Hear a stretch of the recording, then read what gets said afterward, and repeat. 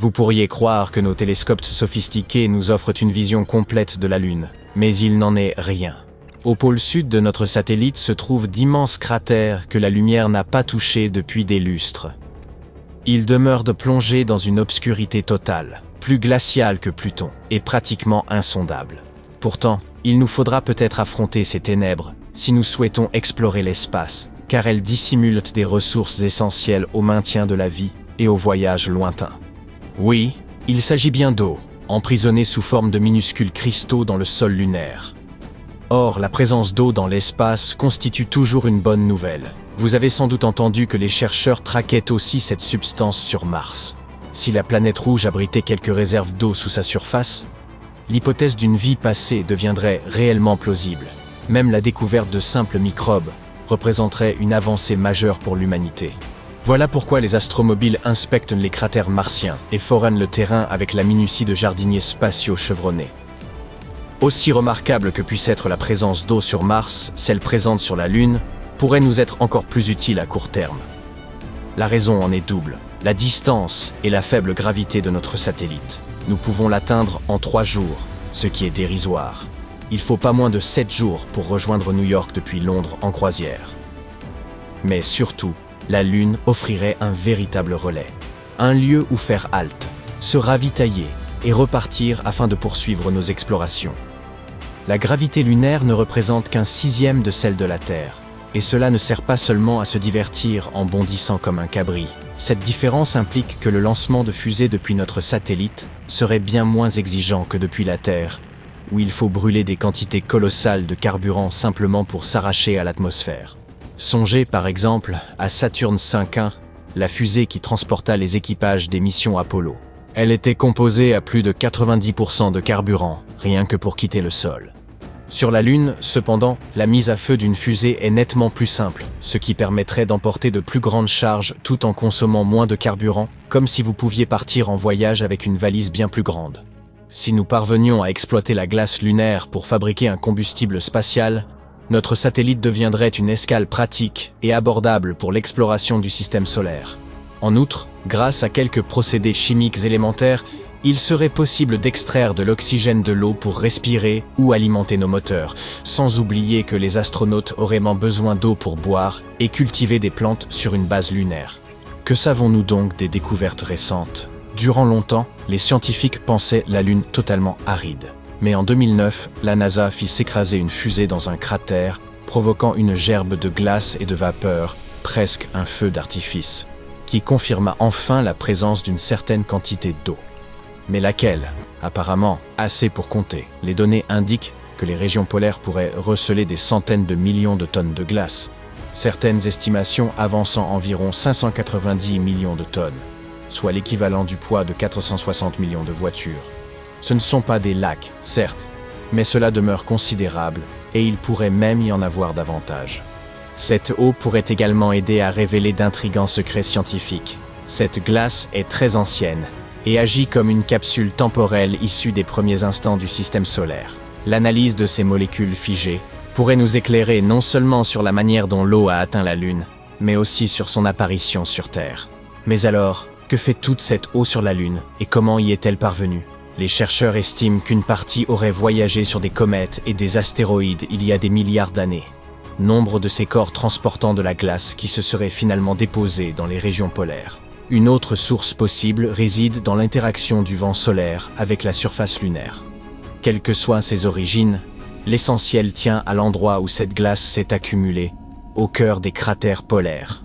Et même si l'on n'en retrouve ailleurs que dans ceux du pôle sud, c'est là que se trouveraient les réserves les plus vastes et les plus stables. Certains de ces cratères sont immenses. L'un des plus connus, le cratère Shackleton, excède 21 km de large et atteint plus de 3 km de profondeur, une échelle presque 2 fois supérieure à celle du Grand Canyon. La Lune n'incline son axe que d'environ 1 degré, si bien que le Soleil ne franchit jamais les rebords de ces profondes cuvettes polaires. Les températures y chutent jusqu'à près de moins 240 degrés Celsius. Toute eau ou substance chimique prise dans ce sol gelé demeure ainsi emprisonnée, comme dans un gigantesque congélateur. Ce qui intrigue particulièrement, c'est qu'au pôle sud coexistent des zones plongées dans une nuit éternelle, et, tout près, des crêtes montagneuses baignées d'une lumière presque continue, que les chercheurs nomment les pics de lumière éternelle. Elle constitua des emplacements parfaits pour installer des panneaux solaires, tout en restant à proximité des réserves de glace enfouies. Les pôles lunaires sont les seuls lieux connus du système solaire où le jour perpétuel et la nuit sans fin se rencontrent. Mais cette nuit éternelle n'est pas seulement captivante, elle s'avère redoutablement dangereuse. Le terrain y est impitoyable, impossible à reproduire fidèlement sur Terre, et nous ignorons même l'aspect réel de ces lieux depuis l'intérieur. C'est pire que d'explorer l'extrême nord de l'Antarctique en ayant les yeux bandés. Dès lors, cette eau potentielle est-elle réellement accessible ? C'est la question à plusieurs milliers de milliards de dollars. Certes, de l'eau existe, mais l'atteindre ne reviendra pas à prélever une simple portion de glace. Il s'agit en réalité de cristaux minuscules, mêlés à la poussière lunaire. Et pour les exploiter, il faudrait des machines capables de creuser, de chauffer le sol, puis de capturer la vapeur avant qu'elle ne s'échappe dans le vide spatial. S'ajoute ensuite le gel extrême. Même si un humain ou un rover parvenait à descendre sans danger au fond d'un cratère, la progression y serait presque impossible. Les batteries comme les instruments céderaient rapidement, et l'usage de panneaux solaires ou d'équipements électroniques est exclu. Ils gèleraient en quelques minutes. Toutefois, le Lunar Reconnaissance Orbiter de la NASA recourt à divers radars et capteurs pour sonder la structure interne de ces cratères, et un outil encore plus performant est désormais disponible. ShadowCam, une caméra d'une sensibilité telle qu'elle saisit des détails dans une luminosité 100 fois plus faible que ce que l'œil humain peut percevoir. Un véritable dispositif ultime de vision nocturne. Grâce à elle, nous pouvons enfin cartographier ces gouffres, sans y poser le pied. C'est pourquoi les ingénieurs imaginent toute une gamme de solutions. Certains projets envisagent des rovers alimentés par l'énergie nucléaire, dotés de phares capables de percer l'obscurité. D'autres conçoivent des robots qui descendraient les parois en rappel ou bondiraient sur le sol, à la manière des chasses sauteuses. Il existe même des concepts de foreuses, aptes à liquéfier le sol gelé et à piéger la vapeur d'eau, comme la condensation qui se forme sur une canette glacée. Le point positif, c'est que cette eau ne risque pas de disparaître. Elle restera en attente jusqu'à ce que notre technologie progresse. Cela dit, les agences spatiales avancent déjà à grands pas. Plus d'une demi-douzaine de missions sont d'ailleurs prévues dans les prochaines années. Le programme Artemis de la NASA se prépare à renvoyer des astronautes autour de la Lune avant de les acheminer jusqu'au pôle Sud. La mission chinoise Chang'e 7 projette d'examiner ces cratères obscurs, tandis que des entreprises privées comme Firefly et Blue Origin s'organisent pour acheminer du matériel et mener diverses expériences. Voici maintenant un fait supplémentaire, moins connu mais tout à fait remarquable. La Lune dégage une odeur.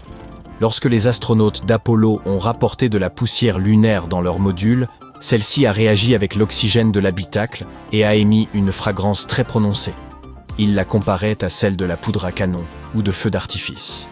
Cette poussière n'a pourtant rien de commun avec la poudre noire. Mais ces particules, restées des milliards d'années dans l'espace, se sont révélées extrêmement réactives, dégageant aussitôt ce parfum fumé.